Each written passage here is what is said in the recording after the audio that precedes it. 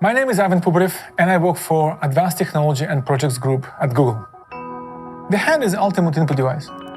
It's extremely precise, it's extremely fast, and it's very natural for us to use it, right? Capturing the possibilities of human hand was one of my passions. How can we take this incredible capability, finesse of human actions, and finesse of using our hand, but apply it to the virtual world?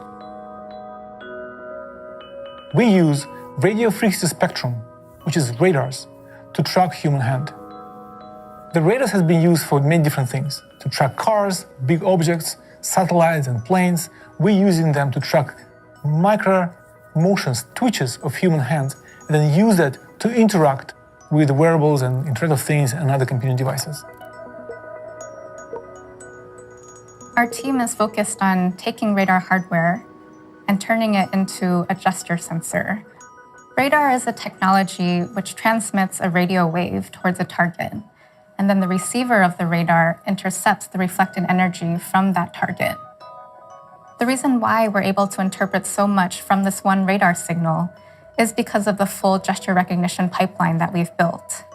The various stages of this pipeline are designed to extract specific gesture information from this one radar signal that we receive at a high frame rate. From these strange foreign range Doppler signals, we're actually interpreting human intent. Radar has some unique properties when compared to cameras, for example. It has very high positional accuracy, which means that you can sense the tiniest motions.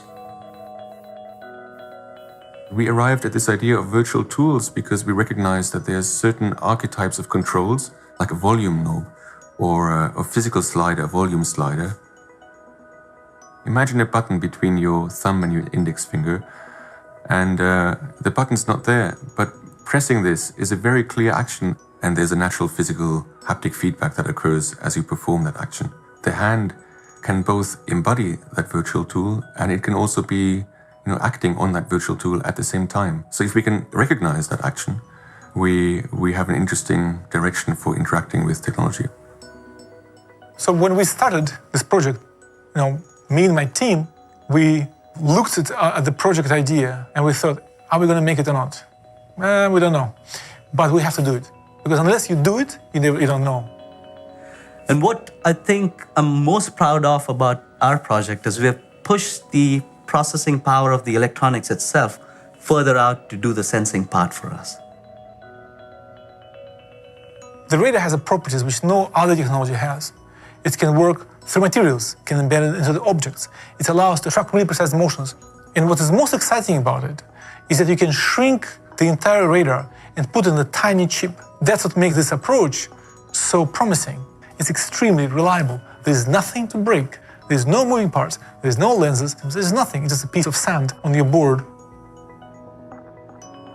Now we're at a point where we have the hardware where we can sense these interactions and we can put them to work. We can explore how well they work and how well they might work in products.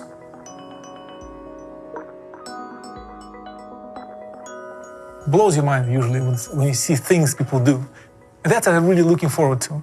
I'm really looking forward to releasing this to the development community, and I really want them to be excited and motivated.